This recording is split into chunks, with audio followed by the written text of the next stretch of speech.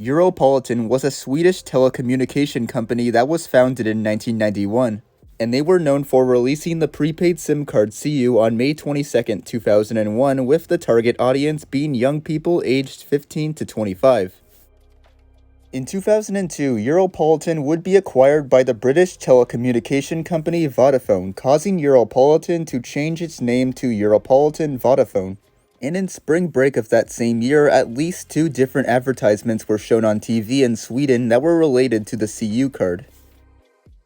Both advertisements were similar in structure, with a surreal situation taking place in a public area and ending with a passerby stating that while the advertisement was a bit odd, the campaign seemed satisfactory. The first advertisement was called Gurk Roll, which roughly translates to cucumber roll. And in the advertisement, a man dressed as a mime is seen putting a cucumber in the mouth of another man who was lying on the ground. And no, it's not meant to be taken out of context. Despite the advertisement being over 22 years old, it has been found and uploaded to YouTube, so you can view it if you want. However, the same can't be said with the second advertisement that I'll be mentioning. The second advertisement was called Fisk Circus, which roughly translates to Fish Circus. And in the advertisement, a man dressed in a gold jacket is standing on Sergel's toy in Stockholm, Sweden, showing 2 marionettes of real fish with doll legs attached to them, while requesting people to come closer and telling them that they do not have to be afraid, before an elderly woman comments that the fish look nice. The advertisement was lost for many years until it was found on April 1st, 2024 when a YouTube user known as Pontus B uploaded the commercial to YouTube after finding it in a video uploaded by YouTube user Mixtus Carminibus on May 11th, 2023. That featured a compilation of advertisements that aired on February 10th, 2002 on the Swedish TV channel TV3, making both Europolitan Vodafone commercials found.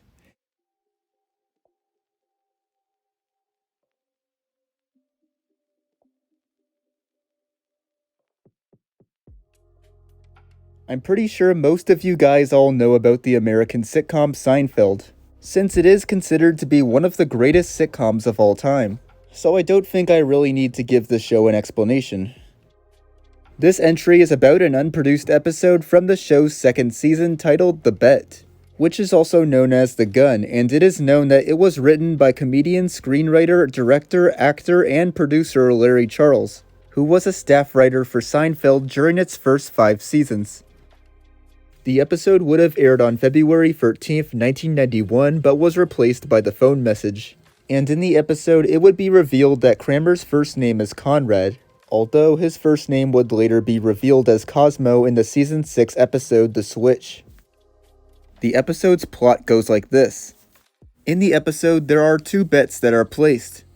The first bet was in the main plot that featured Jerry and Elaine betting each other over whether Elaine would buy a gun to protect herself. The second bet was in the subplot, which included Kramer returning from a vacation from Puerto Rico and claiming he had sex with a flight attendant. And while Jerry believes him, George on the other hand doesn't, leading Jerry and George to bet against each other and go to the airport to see if Kramer was telling the truth, which according to Larry Charles, Kramer was indeed telling the truth. The episode was known for featuring Bobby Joe Lathan and Ernie Sabella as guest stars who would later appear on the show in Season 3, and apparently it is known that the whole cast at the table reading their lines felt uncomfortable with the episode's plot. In fact, some people considered the episode's jokes to be pretty dark and morbid, such as one joke in the episode where Elaine makes a joke about shooting herself in the head, and another joke that references the assassination of John F. Kennedy. Jerry Seinfeld would say that trying to make the episode funny was no fun, and the director of the episode, Tom Sharones, was pretty offended by the episode's script, saying there was no way to make guns funny. Tom would then go to Larry Charles' office to confront him, and while on his way, he met an NBC executive, who previously had a conversation with Charles about the episode's script, and the executive also was offended like Tom, which would lead to the episode being cancelled. After the episode's cancellation, its script would be lost for several years, with many copies of it being sold, although not a single person who purchased a copy would upload it online. And that would be the case until April 2nd, 2024, when Reddit user HBO was able to buy a copy and post it to the Internet Archive. So now you can finally be able to read the script for The Bet/The Gun.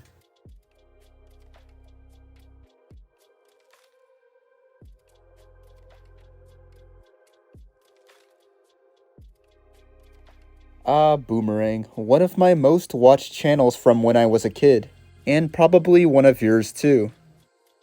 Because Boomerang is a very well recognized channel, I don't think I really need to explain what airs on it, as you guys likely know. From 2007 to 2012, Boomerang would do a monthly mini marathon block on the channel called Boomer Royalty that focuses on a particular animated character, similar to the former Super Chunk block on Cartoon Network.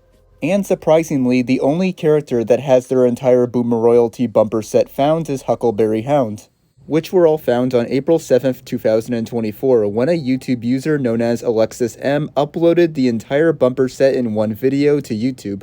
And in the video's description, it mentions that the bumpers haven't resurfaced in their best quality in over 6 years. The description also credits YouTubers Game Genie Labs, Ashton's Media Archives, Tech Attacks, and Alex Durant for finding the bumpers. So, shout out to those guys for giving us some newly found Boomerang lost media.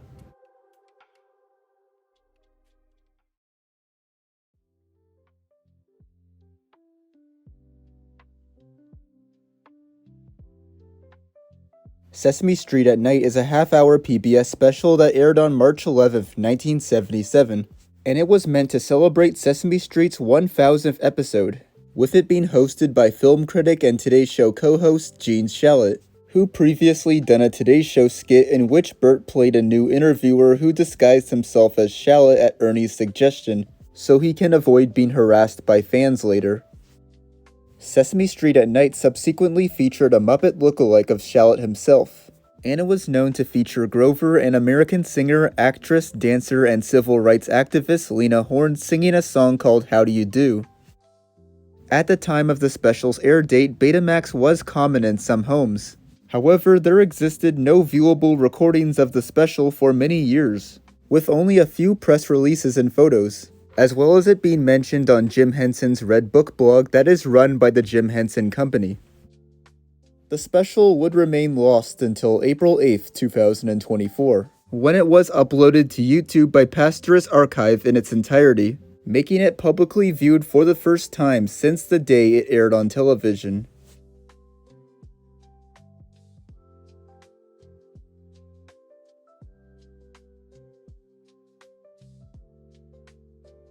No One Knows Best was a short-lived sitcom that aired on Nickelodeon from October 7th to December 17th, 2000.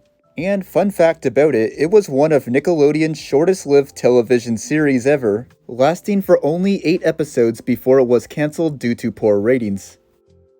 The show starred Philip Van Dyke as the main character, Noah, who is also known for voicing Arnold in seasons 2 and 3 of Nickelodeon's Hey Arnold. And the show focused on Noah Besnick as he goes through his life in New York City, and balances his social and school life as a teenager. He and his sister Megan, who is played by Rachel Roth, always try to get each other into trouble, and the two live with their parents in an apartment in central New York City. No One Knows Best was one of the last TV shows filmed at the now defunct Nickelodeon Studios in Orlando, Florida. And many people consider the show to be the male version of Clarissa Explains It All, another Nickelodeon sitcom.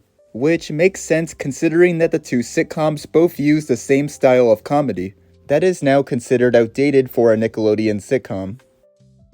Many people who watched No One Knows Best found it to be boring, which would cause the show to receive low ratings, and ultimately lead to the show being cancelled after airing 8 out of 13 of its produced episodes in the US. Leaving 5 episodes that never aired in the US. No One Knows Best was placed on the SNCC block, being the last original show to have been placed on the block.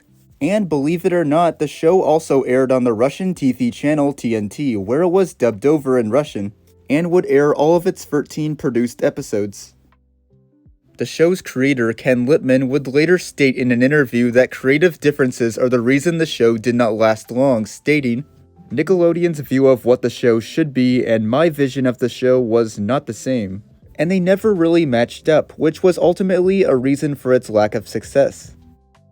From 2002 to 2003, sparse reruns of Noah Knows Best ran on Noggin as part of its nighttime block for teenagers, The N. And since then, no reruns of the show have aired on television.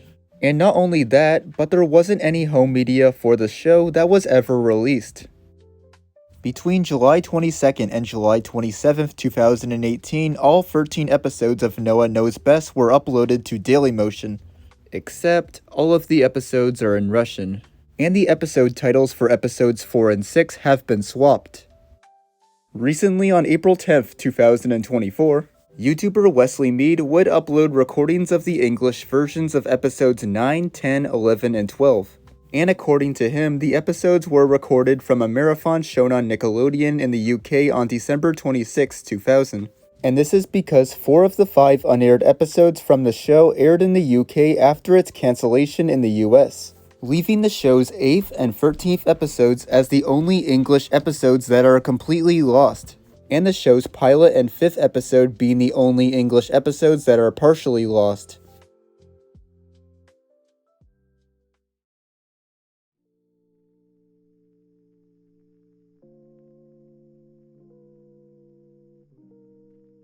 If you are from Gen Z like myself, you probably have grew up with at least one Baby Einstein product when you were a baby. I for one grew up watching the videos that are known for showing babies and toddlers patterns, puppet shows, and familiar objects, incorporated with reorchestrated classical music written by composers such as Johann Sebastian Bach, Ludwig van Beethoven, and others. Due to Baby Einstein being a very popular product for babies and toddlers, several ripoffs were made based on the series, including a Korean adaptation of Baby Mozart called New Baby Mozart, and it would be released on VHS, DVD, and CD. Created by a Korean company called BM Korea, it was created after the company originally released illegally made copies of Baby Einstein and Baby Mozart, even though they were heavily edited.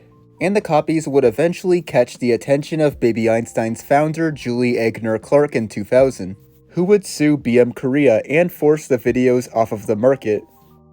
So what was in BM Korea's Baby Mozart ripoff, you may ask?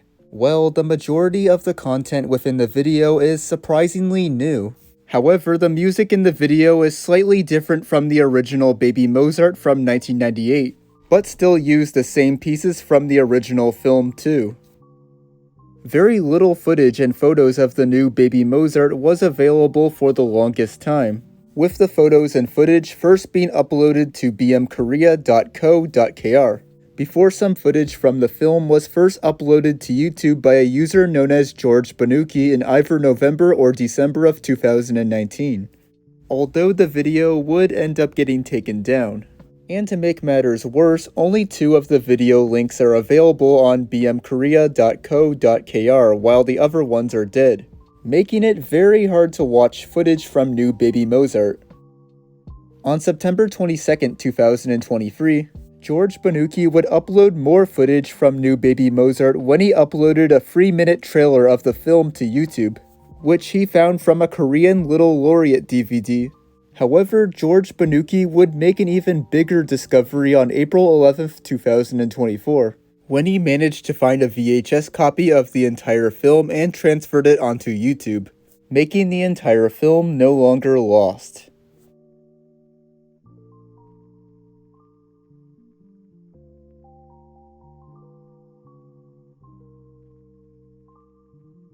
In the summer of 2010, NBA player LeBron James' contract with the Cleveland Cavaliers was up, and many NBA teams wanted him on their team, so much so that they would make desperate attempts to get his signature. That way, he will sign a new contract with whatever team gets him to sign his name first. And the New York Knicks would decide on making an unusual plan on getting LeBron James' signature, which involved inviting actor James Gandolfini to play his legendary character one more time in a 10-minute short. According to the podcast Shattered, Hope, Heartbreak, and the New York Knicks by The Athletics, the Knicks discovered that LeBron James was a big fan of The Sopranos, And although the show ended in 2007 with their infamous ending, they managed to convince Eddie Falco and James Gandolfini to play Tony and Carmela Soprano one more time to lure LeBron James into joining the New York Knicks. Before James would agree to the idea, Falco thought the concept was a prank, saying, "We got those requests all the time back then, and Jim Gandolfini, he did nothing," she explained, still surprised that Gandolfini agreed. Somehow he agreed to this thing, which I was shocked by. I thought it was a prank when someone said, "Jim's going to do it." And there we were, dressed as our characters, and I was thinking, this can't possibly be happening. It is known that the video was shot in Gandolfini's New York apartment and not in the Sopranos' house in New Jersey, and that the premise was about the Sopranos being friends with LeBron James and finding a place for him, being the Madison Square Garden. Producer Rocco Caruso recalls Gandolfini having a thick black beard, so they rewrote the script to mention that Tony entered the witness protection program because of it. Even though the pitch idea was pretty clever, LeBron ended up not picking the New York Knicks, going with the Miami Heat instead.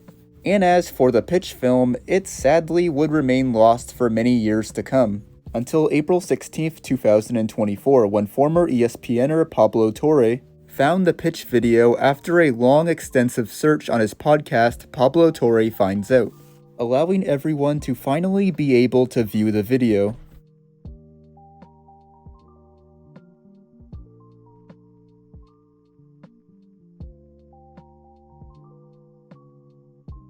On January 10, 2011, a YouTube user known as the Genius Machine would upload an infamous video titled "Dr. Dre Hates Fans." And upon it first being uploaded, it garnered a lot of negative attention, gaining dislikes and negative comments. And after getting all that attention, the video would remain under the radar until it got picked up in 2013 by the videos and deep into YouTube subreddits. I should also mention that the video would circulate as a meme on hip-hop music boards such as Kanye to the, Rap Genius, and Buxton. The video is 1 minute and 38 seconds long, and consists of an awkward and contorted interaction between Dr. Dre and a fan, before it cuts to footage supposedly from a French movie, showing a family taking a trip in the US stopping at Disney World. The video ends with text at the end saying, "This is the sound of Lisa Finkel crying at home. It was recorded by her father, 2 weeks after her funeral." After that, it displays the title The Ghost Guardians with text following it saying, "Book coming soon, written by Charles Arns," which basically explains that the ending was simply an advertisement for the uploader's upcoming book, and it is currently unknown if it ever was released in any capacity.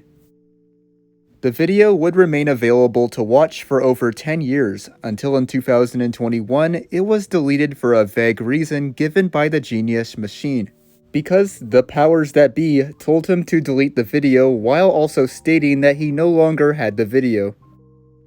In May of 2023, one user on the music forum website KTT2 uploaded the video on Streamable in a truncated form that featured only the video's first half. However, the video would ultimately end up being deleted, although you can still view it on YouTube as of now. On May 24, 2023, a GIF of the video's preview was discovered, which features some footage from the second half. However, it wouldn't be until almost a year later when on April 16, 2024, a YouTube user known as Andrew YouTube was able to find the second half of the video, before uploading it along with the video's first half.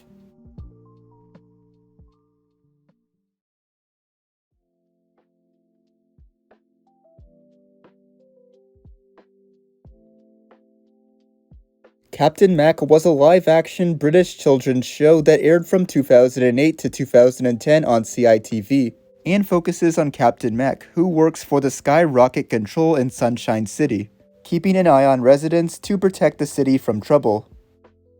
In either 2004 or 2005, there was a stop-motion pilot for the show that was pitched to CITV, which was produced by Cup of Coffee Studios, who were known for producing the Super Y pilot and Kickback Media. Unlike the show, which was in live action, the pilot was animated in stop motion, since the show was originally going to be a stop motion series. that was originally planned to broadcast around fall 2005 before the date was changed to spring 2006 and again to fall 2007. And during those dates there was a change of plans that would cause the entire show to be redone, with production being taken over by Fireback Entertainment, creating the Captain Mack we know today. The stop-motion pilot would end up never airing, and not much content from the pilot had resurfaced, besides what was available before its official release. The pilot also had some notable differences from the known series, such as different character names, different color schemes, and designs used for the characters. Basically, the pilot was the opposite of the final show in terms of design and other aspects. Before 2024, all that could be found from the pilot was a few images and 2 clips. One clip showed a character doing a cartwheel, while the other showed Captain Mack blurting out something which cannot be heard. Oh, and I should also mention that a description of the pilot was available before it was released. Years would pass and the pilot was still missing. However, on April 21st, 2024, the official Captain Mack YouTube channel would upload the full pilot, allowing everyone to finally be able to watch it.